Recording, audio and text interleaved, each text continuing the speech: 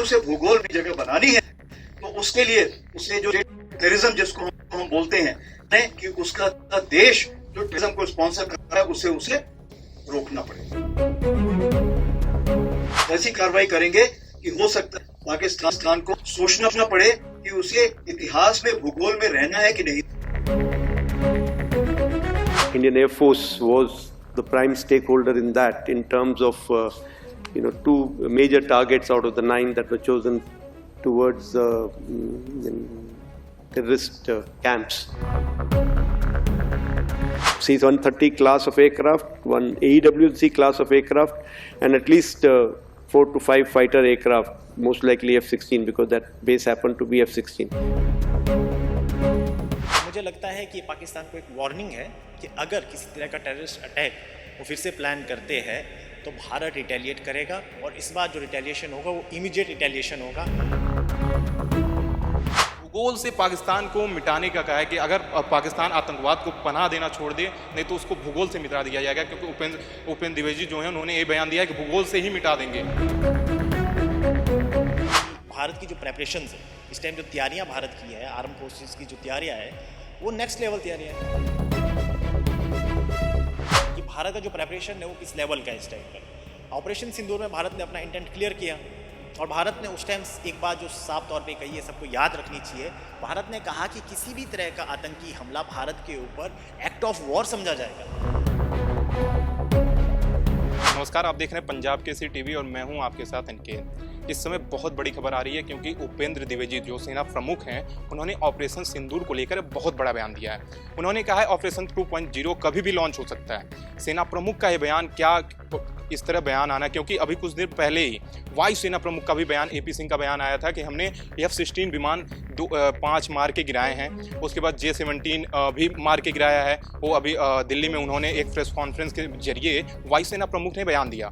लेकिन अभी कल रक्षा मंत्री का बयान भी आया था, उन्होंने भी कुछ पाकिस्तान को लेकर एक भड़काऊ नहीं कहेंगे, अगर कहेंगे कि पाकिस्तान को लेकर लगातार बयान दे रहे हैं। इधर 2 दिन के भीतर इस तरीके के बयान आना, क्या ऑपरेशन सिंदूर को 2.0 की लॉन्च होने वाला है?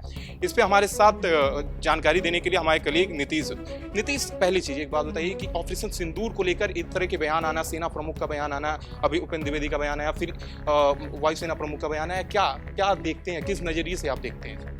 देखिए, बैक टू बैक जिस तरह से स्टेटमेंट्स आ रही है, चाहे AP सिंह की स्टेटमेंट हो, चाहे हमारी थल सेना अध्यक्ष की स्टेटमेंट हो, या फिर पिछले कल हमने देखा कि रक्षा मंत्री ने खुद एक स्टेटमेंट दिया था क्रीक लाइन को लेकर कि अगर पाकिस्तान ने किसी तरह की हिमाकत की तो वो पाकिस्तान का भूगोल बदल देंगे। और अभी कुछ ऐसा ही सिमिलर स्टेटमेंट हमारे रक्षा जो थल सेना के अध्यक्ष है उनकी तरफ से आया है। तो ये दिखा रहा है कि भारत का जो प्रेपरेशन है किस हद तक है, कि अगर किसी भी तरह की अगर ऐसी स्थिति आती है, युद्ध से संबंधित स्थिति आती है, तो भारत की सेना बिल्कुल तैयार, वो पाकिस्तान के ऊपर अटैक कर सकती है।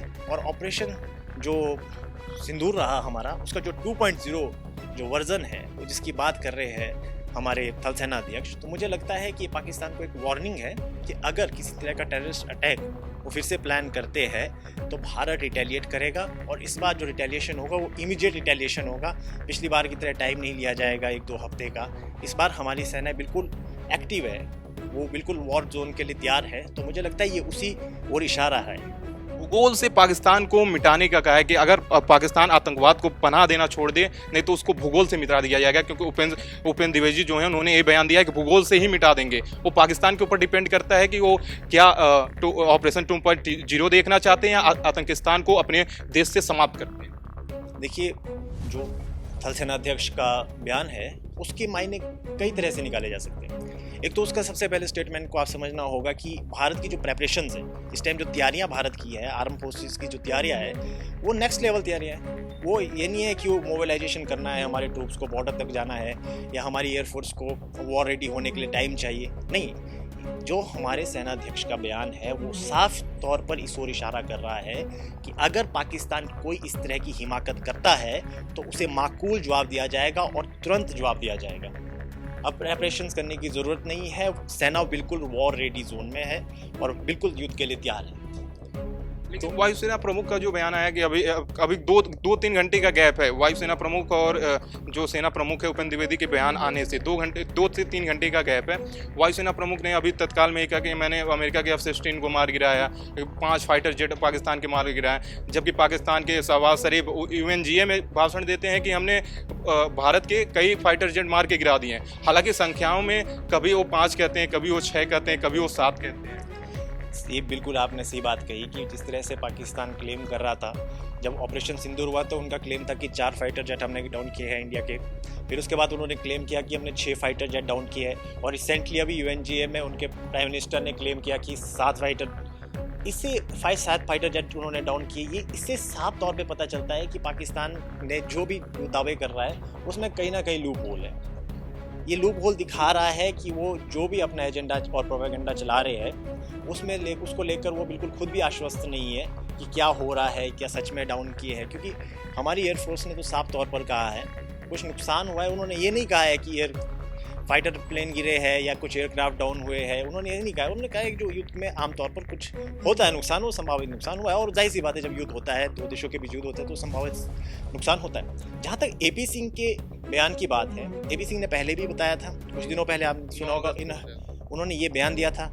अब दोबारा से उन्होंने ये बयान दिया है, और इस टाइम वो कह रहे हैं कि मे बी F-16 जो अमेरिकन फाइटर प्लेन्स है, JF-17 जो चाइनीज़ फाइटर प्लेन्स है, और इसके दौरान वो कह रहे हैं कि हमने सबसे बड़ा एयर टू एयर किल किया है, जो 300 किलोमीटर अंदर रेंज में जगह रिकॉर्ड है। हाँ, वो जो highest record of Indian army के पास है, इंडियन एयरफोर्स के पास है। तो मुझे लगता है कि जो ये F-16 को लेकर है, ये खासा इसलिए भी अभी नाम सामने आ रहा है क्योंकि हमने देखा कि ऑपरेशन सिंदूर के बाद एकाएक भारतीय आर्मी ने कोई ऐसे दावे नहीं किए। जिस तरह से पाकिस्तान आया, राफेल को लेके उन्होंने दावे किए, और राफेल के दावे उसके बाद से ये एकदम से झूठे साबित हुए जब फ्रांस ने खुद इनको झूठा साबित किया। लेकिन जो अभी F-16 को लेकर AP सिंह ने बयान दिया है, वो मुझे लग रहा है कि उस टाइम जो अमेरिका के साथ भारत का रिलेशनशिप था, जब ड्यूरिंग वॉर, तो वो ऐसा दोस्ताना रिश्ता था कि भारत नहीं चाहता था कि F-16 की बदनामी हो या फिर F-16 को लेकर पूरी दुनिया में एक नकारात्मक सोच बने। क्योंकि F-16 को लेकर अमेरिका कई देशों के साथ डील करने के ऊपर विचार कर रहा है और कई देशों के साथ डील प्रोग्रेस में चल रही है। तो मुझे लगता है कि ये एक वजह थी कि वो F-16 का नाम खुलकर नहीं ले रहा था। और JF-17 भी वो इसलिए नहीं ले रहा था क्योंकि भारत और चीन के रिश्तों में भी हमने हालिया दौर में सुधार देखा है। तो भारत नहीं चाहता था कि वो F-16 और JF-17 की जो बदनामी है दुनिया के सामने, वो नहीं करना चाहता था। लेकिन जब हम देख रहे हैं हाल ही के दिनों में जिस तरह से अमेरिका के साथ रिश्ते खराब होते जा रहे हैं भारत के टैरिफ की वजह से, तो मुझे अब लग रहा है कि भारत अपना पक्ष रख रहा है सामने कि हमने जो डाउन किए हैं, आपके जो फाइटर प्लेन डाउन किए हैं, उसमें एक C-130 हरक्यूलस जो इतना बड़ा जहाज है, उसको सबसे बड़ा लॉन्गेस्ट एयर टू एयर किल किया है 300 किलोमीटर डीप इनसाइड पाकिस्तान। तो ये दिखाता है कि भारत की जो क्षमता है, एयरफोर्स की जो क्षमता है, वो कितनी काबिल तारीफ है। CDS ने भी एक बयान दिया था भारत की क्षमताओं को लेकर कि रात में 1 से 1.5 के बीच में हमने क्यों 25 मिनट में ऑपरेशन सिंदूर लॉन्च किया था। सेना ने CDS ने कहा था कि मैं इसलिए भारत की क्षमताओं पे हमें पूरा भरोसा था। रात के समय सैटेलाइट इमेज भी लेना बहुत ही ज़्यादा खतरनाक होता है, बहुत ही डेंजर जोन होता है, लेकिन भारत ने एक सबूत पेश किया, जबकि पाकिस्तान के पास कोई सबूत है नहीं। बिल्कुल आप सही बात कर रहे हैं, क्योंकि भारत ने जो भी उन्होंने अटैक किया, चाहे पाकिस्तान के एयरबेसिस को अटैक किया है, भारत ने उसके सबूत रखे, सैटेलाइट इमेजरी को सामने रखा। लेकिन पाकिस्तान ऐसा कोई भी प्रूफ देने में सक्षम नहीं हुआ, और प्रूफ देंगे भी कहाँ से जब कुछ ऐसा अटैक ही नहीं हुआ इंडिया के अंदर। इंडिया ने साफ तौर पे कहा है कि पाकिस्तान ने कोशिश की, नाकाम कोशिश की भारत के अंदर अपनी मिसाइलों को भेजने की, लेकिन भारत के जो एयर डिफेंस सिस्टम है उसने उनको सबको निस्तेनाबूद कर दिया। उन मिसाइलों को अंदर नहीं पहुंच सकी भारत की मिसाइलें। लेकिन जो सबसे बड़ी खास बात ऑपरेशन सिंदूर की ये है, जो रात के टाइम भारत ने ऑपरेशन सिंदूर किया और वो सक्सेसफुल रहा। भारत ने जितने टारगेट्स लॉक किए थे वहाँ पर भारत ने हमले किए, मिसाइलें गिराई। और इस बीच अगर जो सबसे बड़ा सवालिया चिन्ह उठता है वो टेक्नोलॉजी को उठता है चाइना की, क्योंकि इस समय पाकिस्तान के पास जो HQ-9 एयर डिफेंस सिस्टम है वो चाइनीज़ एयर डिफेंस सिस्टम है।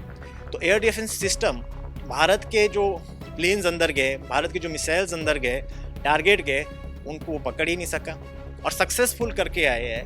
वो पाकिस्तान के अंदर वीडियोस देखे जा सकते हैं, सोशल मीडिया पे भी देखे जा सकते हैं, और वो खुद पाकिस्तान की मीडिया ने वहाँ पर जाके वो न्यूज़ कवरेज किया कि भारत ने किस तरह से यहाँ पर टारगेट किए, टारगेट डाउन किए। तो वो दिखाता है कि जो उनका HQ-9 सिस्टम है वो पूरी तरह से एक फेलियर साबित हो चुका है। चाइनीज़ सिस्टम पूरी तरह से फेलियर साबित हो चुका है। वैसे ही उनकी मिसाइल्स हैं, वो साबुत मिसाइल मिली हमारे को भारत के अंदर, वो मिसाइलें चली ही नहीं, वो चली ही नहीं। जैसे कि एक तरफ से उन्होंने छोड़ा और यहाँ पे फुस हो गई, मतलब बम कुछ उसमें दम था ही नहीं बिल्कुल भी। बिल्कुल सही बात कर रहे हैं कि चाइना की जो टेक्नोलॉजी है वो इस ऑपरेशन में फेलियर साबित हुई है।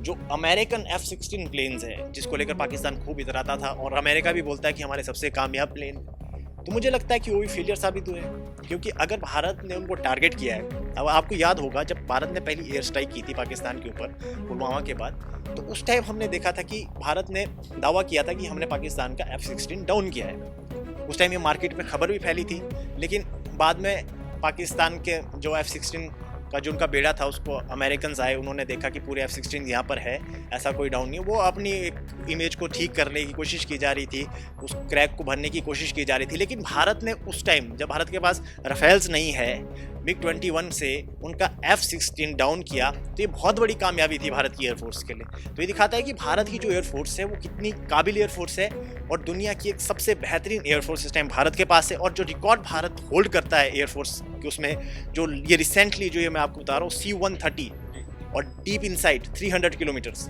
ये पाकिस्तान के अंदर जाना और पाकिस्तान के जिस विमान को गिराना, ये सबसे बड़ा रिकॉर्ड भारत की एयरफोर्स के पास है इस टाइम।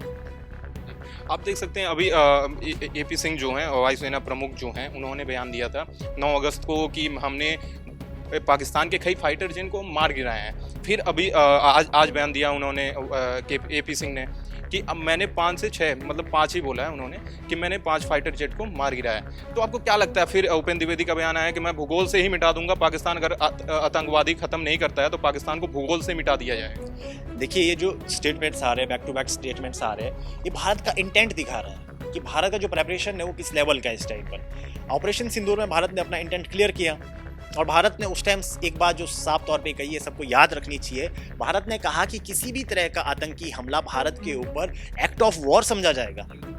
ये एक्ट ऑफ वॉर समझा जाएगा और एक्ट ऑफ वॉर इसलिए कहा गया है। और इसके बाद जो स्टेटमेंट है वो इस चीज़ को एकदम से बता भी रहे हैं कि अगर भारत के ऊपर हमला होता है तो हम इमीडिएटली रिएक्ट करेंगे। अब दूसरी बात है कि पाकिस्तान के अंदर हमें देखनी चाहिए कि इस टाइम बलूचिस्तान में अशांति फैली हुई है और POK में तो आप रिसेंटली देख रहे हैं कि कितने अपने मतलब हो रहे हैं। एग्जैक्टली पाकिस्तान आर्मी इतनी हैरान है कि इतनी परेशान है कि उनको समझ नहीं आ रहा है कि ये प्रोटेस्ट को कैसे हैंडल करें। और उनकी कायरता तो देखो, उन्होंने अपने ही नागरिकों के ऊपर गोलियां चला ली। ये बहुत बड़ी बात है कि एक देश की आर्मी अपने ही लोगों को टारगेट कर रही है, अपने ही लोगों को मार रही है। ये प्रोटेस्ट इस हद तक हावी हो चुके हैं वहाँ पर। और POK तो इंटीग्रल पार्ट ऑफ इंडिया है और भारत सरकार ने बिल्कुल क्लियर स्टैंड रखा है कि अगर पाकिस्तान के साथ किसी मुद्दे पर बात होगी तो POK पे बात होगी। पाकिस्तान ऑक्यूपाइड कश्मीर जो उनके पास इलीगली ऑक्यूपाइड टेरिटरी है, जो उन्होंने की है, उसको वापस लेना है और उसके अलावा पाकिस्तान के साथ कोई बातचीत नहीं होगी। लेकिन जो POK में प्रोटेस्ट हो रहे हैं और जो बलूचिस्तान में प्रोटेस्ट हो रहे हैं और कभी कभी सिंध में भी उबाल दिख जाता है, तो मुझे लग रहा है कि पाकिस्तान के घरेलू हालात इस समय बिल्कुल ख़राब चले हुए हैं। आपने रिसेंटली देखा होगा कि आसिम मुनीर ने जो मिनरल्स है वो प्रेसिडेंट ट्रंप को गिफ्ट किए। शहबाज शरीफ के साथ मुनीर हर बड़े पॉलिटिकल मंच पर दिख रहे हैं आज की डेट में। तो ये एक और चीज़ दिखाता है कि इस समय पाकिस्तान में जो पॉलिटिकल पावर है वो बहुत कमज़ोर स्थिति में है। आर्मी डोमिनेट कर रही है और आर्मी चीफ का जो फील्ड मार्शल है, पता नहीं क्यों फील्ड मार्शल बने, पर जो फील्ड मार्शल है आसिम मुनीर, वो पाकिस्तान के प्राइम मिनिस्टर के साथ लगभग हर मंच पर दिख रहे हैं। तो ये दिखा रहा है कि पाकिस्तान में किस तरह से पावर हाउस शिफ्ट हो चुका है।